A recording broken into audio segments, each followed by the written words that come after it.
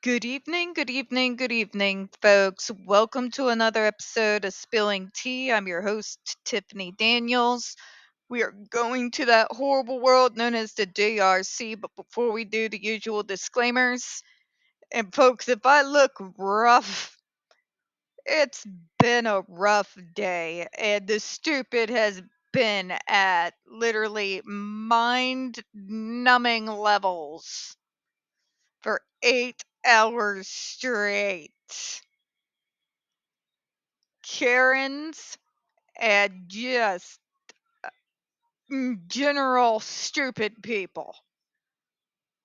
Like the kind that you just wonder how the hell they manage to function without somebody reminding them to breathe every few seconds. Folks, when I tell you that folks like me deal with the dregs of society on a pretty much 24/7 basis. All right, folks, in the description box, if you're unfamiliar with the Stop the Shocks campaign or the campaign against the troubled teen industry, in there you're going to find all the pertinent links. In particular, please take note of the article written by NeuroClastic, a small non for profit started by autistics for autistics. In it, she interviewed over 900 ABA professionals in regards to the JRC's so called behavior modification program. The Judge Rotenberg Educational Center doesn't want you to read that article so much. They threatened NeuroClastic with a defamation lawsuit if they did not remove it from the website. NeuroClastic refused, so you know the drill. Please read that article. Share it on all your social media. Also included in there is NeuroClastic's public statement regards to the defamation lawsuit threat, as well as a link to their GoFundMe. We are crowdfunding just in case the JRC actually says see through with their threat.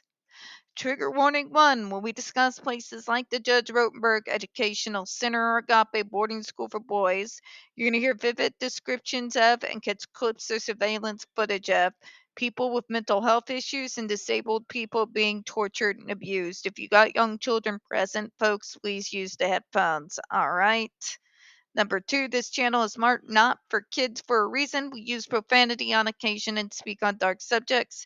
If your child is 16 and younger and they're watching this, very obviously parental supervision is advised.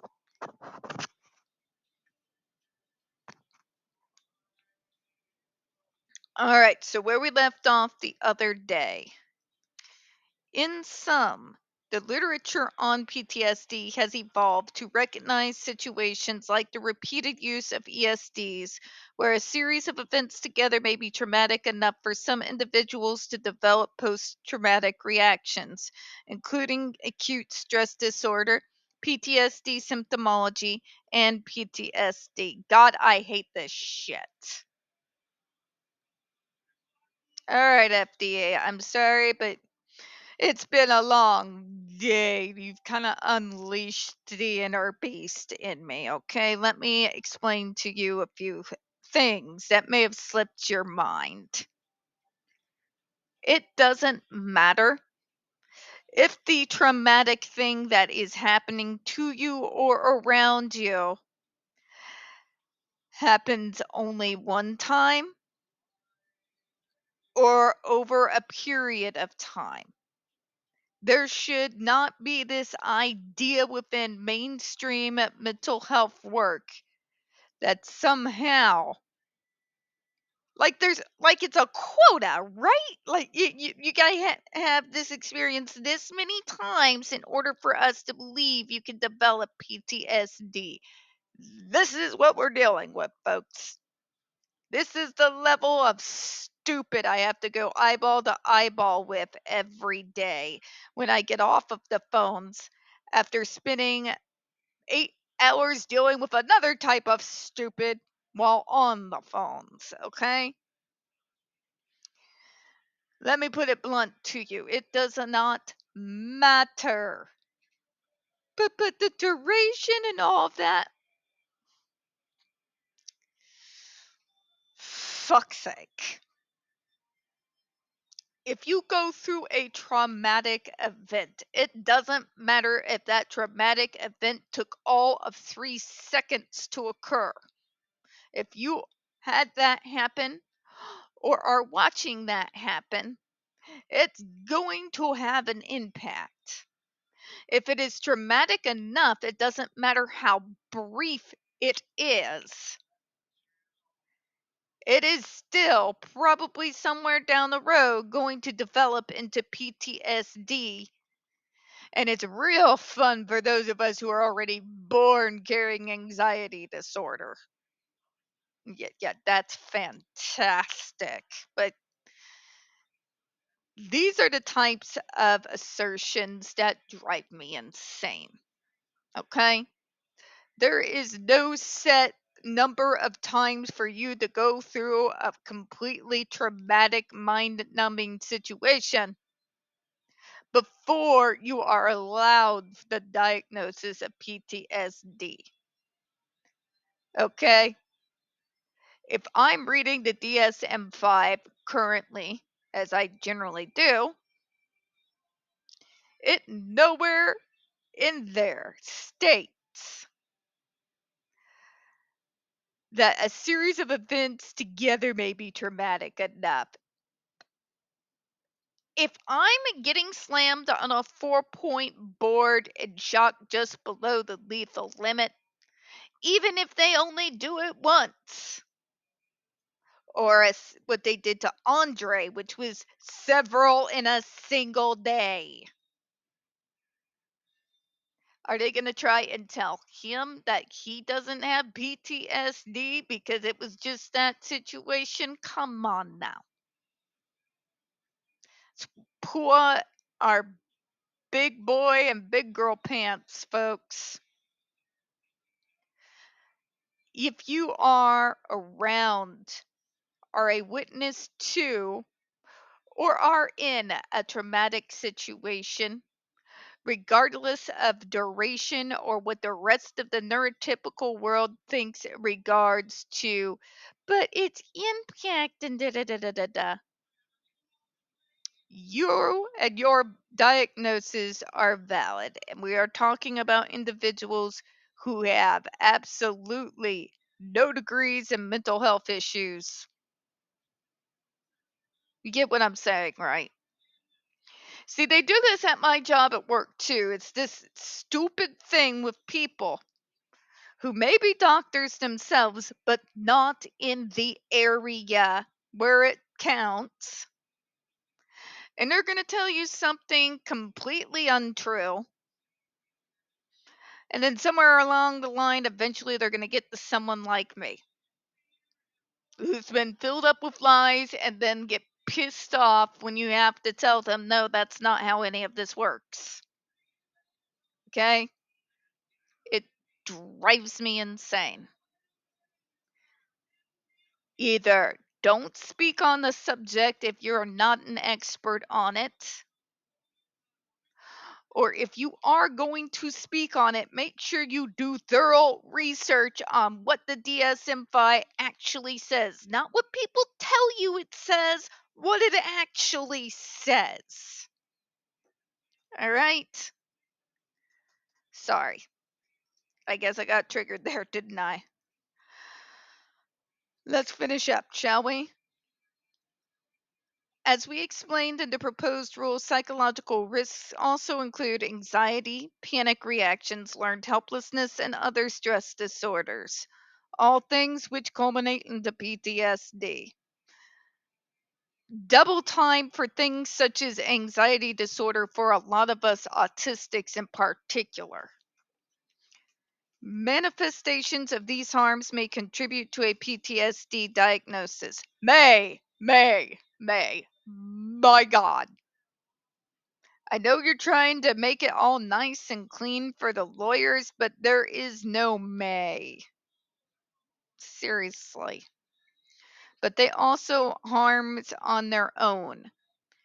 Yeah, I think second and third degree burns could be considered their own harms.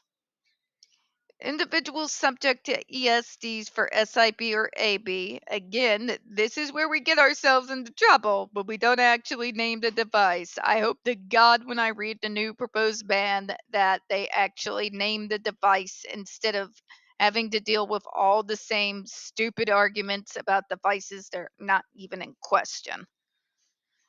Just saying, folks, I'm tired. I'm so tired. Individuals subjects to ESDs or SIB also have vulnerabilities that tend to increase the risks of experiencing psychological harms. If you are stuck in a Mickey Mouse acid trip from hell landscape, being shocked repeatedly on a daily basis with electricity flowing through your body at just literally barely beneath the lethal limit, I think it's safe to say you're probably going to be developing some psychological issues and have to deal with psychological fallout from that. Okay? In fact, I can say readily, because I've done it, any form of abuse is going to have psychological harms. To assert anything else is just idiotic. Based on the literature, modern diagnostic criteria, and expert opinion, FDA has determined that ESDs used for SIB or AB pose the risk of causing those psychological harms. So we've learned a few things. First of all, as we all know, the FDA is not known for their multiple doctorates in mental health. Them saying what they did in regards to, well, maybe if all the events together, it just might be traumatic enough for maybe some people to get PTSD. Jesus Christ. And these are people who are supposed to be on our side, folks. If you actually read the DSM 5, which I have, in fact, that while it was actually undergoing its revision, I was one of the people who was asked to comment in particular in regards to the diagnosis of Asperger's syndrome being removed. I have distinct memories of this sitting in my office and going over all the paperwork, all right? Burned deep inside my memory banks, and it will flash before my eyes when I'm senile. All right? It's not how any of this works. There's no quota you have to hit to be determined as someone who is probably going to have PTSD later. It is basic logic here. If you are put through traumatic hell, you're going to have psychological issues. To do with May or like you have to hit a quota is ignorance beyond my capacity to be able to deal with today. Let's just put it that way. That's part of the problem here. Some of the very folks who are on our side still can't really grasp or wrap their brain around what exactly us advocates have been trying to do for over the last 3 decades. This happens because they rely on secondhand information. And I'm sorry, but if you are a government official acting in a capacity, especially of something of this importance, passing the buck and throwing out sentences like this is extremely harmful, not just to autistics, but every single neurodivergent folk out there. And not just them, but people also with mental health issues. Misinformation hurts. It can sometimes hurt just as bad, if not worse, on occasion than pseudoscience. This sentence here does more harm in regards to what we know of PTSD and how it can be something that develops later on when you're coming out of a traumatic situation. When you say that we're just on the brink and we really don't know a lot, That should have been exactly where it ended. Stating what we know from the past, from multiple studies, those people going through traumatic events, or even a witness of an event that is not affecting them directly, can and does scar the psyche,